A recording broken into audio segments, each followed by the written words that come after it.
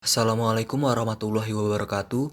Perkenalkan, kami dari kelompok 2 akan mempresentasikan materi tentang aglomerasi ekonomi dengan studi kasus kawasan industri Kendal. Kelompok kami beranggotakan sebagai berikut. Semoga kalian dapat menyimak dengan baik dan selamat menyaksikan. Oke, perkenalkan nama saya Fahim Sauki Jilani, NIM H141900087. Di sini saya pertama akan menjelaskan mengenai peran yang dimainkan oleh biaya perolehan informasi dalam menentukan perilaku lokasi industri. Nah, informasi merupakan hal yang sangat penting bagi suatu perusahaan. Dengan tersedianya informasi, maka para karyawan, petinggi, dan pemimpin perusahaan bisa memahami sistem pasar sehingga dapat memaksimalkan produktivitas. Perusahaan akan berkumpul di satu lokasi industri yang sama untuk memperoleh informasi dengan cepat dan murah. Faktor kemudahan dalam memperoleh informasi ini menjadi alasan mengapa perusahaan memutuskan untuk beraglomerasi. Nah, yang kedua adalah sumber-sumber aglomerasi ekonomi. Ternyata terdapat 3 sumber aglomerasi ekonomi. Yang pertama adalah information spillovers, yaitu terjadinya tacit information, di mana informasi itu tidak lengkap atau kurang di antara pekerja dan terjadi secara informal atau tidak melalui pasar. Terus yang kedua adalah non-traded local inputs, di mana beberapa input tertentu menjadi lebih efisien atau murah jika digunakan secara bersama-sama dibandingkan jika input tersebut disediakan secara individu oleh perusahaan. Dan yang terakhir adalah local skilled labor pool, di mana perusahaan memerlukan jumlah tenaga kerja yang cukup untuk merespon kondisi pasar. Jika demand tinggi, maka perusahaan harus mencari tenaga kerja yang baru atau tenaga kerja naik. Nah, di sini ada beberapa jenis-jenis aglomerasi.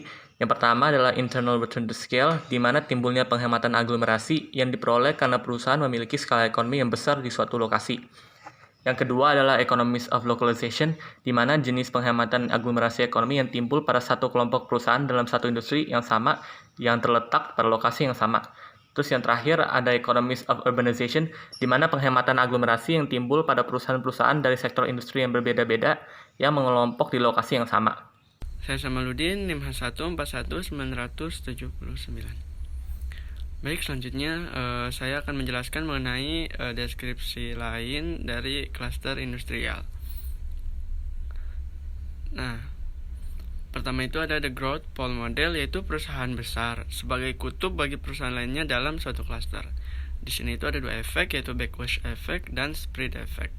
Nah, backwash effect ini merupakan perusahaan keluar karena tidak dapat mempertahankan efisiensi ketika terjadi kenaikan investasi. Sedangkan spread effect itu pada jangka panjang investasi mendorong efisiensi perusahaan. Lalu yang kedua itu ada the product cycle model, yaitu di mana produk-produk baru yang memerlukan inovasi dan teknologi umumnya berlokasi di tengah kota. Lalu yang ketiga ada inkubator model, yaitu dalam klaster industri yang keanekaragaman tinggi akan menjadi inkubator bagi perusahaan-perusahaan baru. Lalu yang keempat ada portal model, yaitu klaster akan memaksimalkan transfer teknologi dan informasi antar perusahaan, terutama perusahaan kecil. Yang kelima itu ada new industrial areas model, yaitu perusahaan-perusahaan kecil cenderung lebih inovatif. Next slide, kita akan membahas mengenai analisis aglomerasi kawasan industri Kendal. Nah, next slide itu bisa kita lihat itu peta lokasi mengenai master plan KEK Kendal. Nah, pengusulnya ini merupakan PT Kawasan Industri Kendal. Landasan hukumnya itu Peraturan Pemerintah Nomor 85 Tahun 2019. Kegiatan utamanya yaitu berupa industri, logistik, pengolahan ekspor. Nilai investasinya ini pembangunan kawasan sebesar 4,8 triliun, lalu diperkirakan menarik investasi 72 triliun hingga tahun 2025. Lokasinya ini di Kabupaten Kendal, Provinsi Jawa Tengah.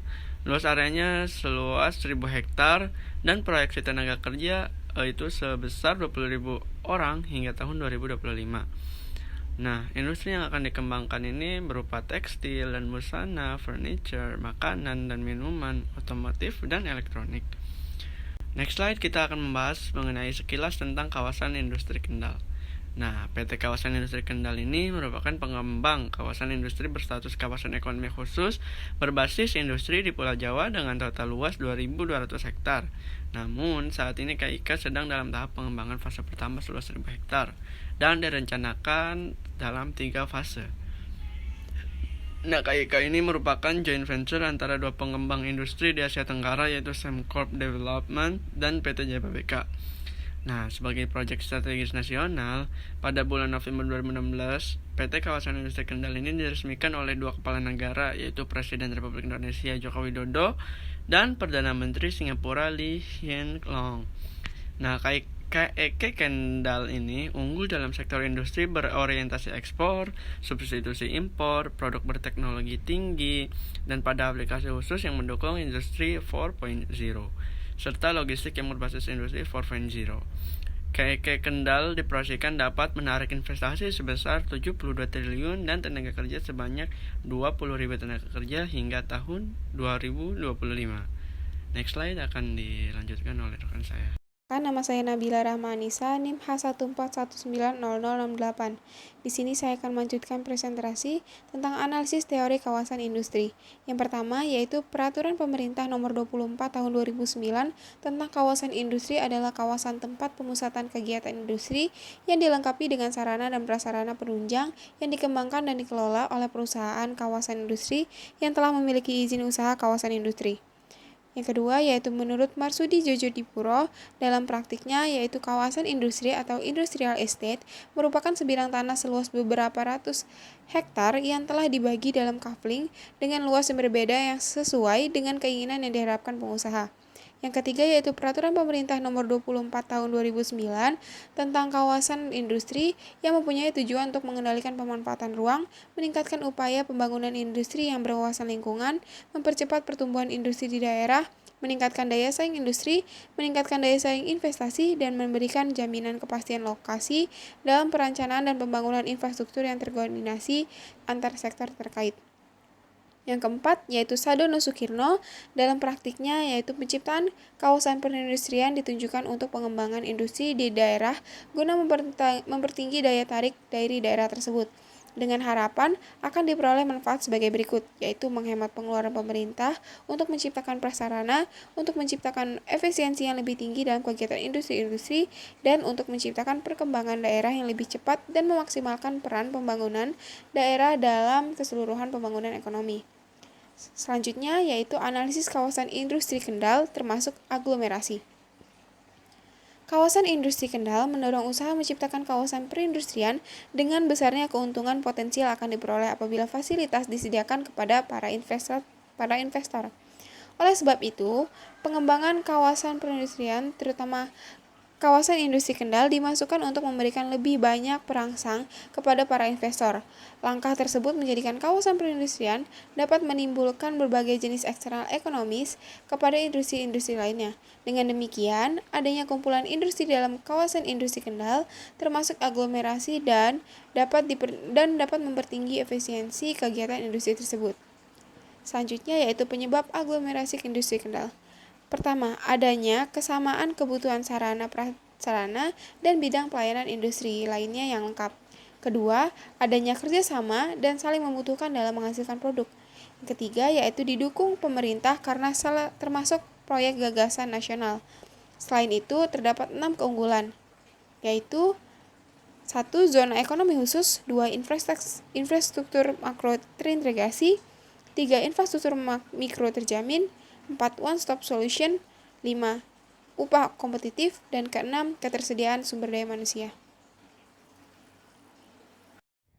Nah, selanjutnya, di sini saya Rinci Marcelina, NIM H141900029 akan menerangkan tentang zona ekonomi khusus kawasan industri Kendal.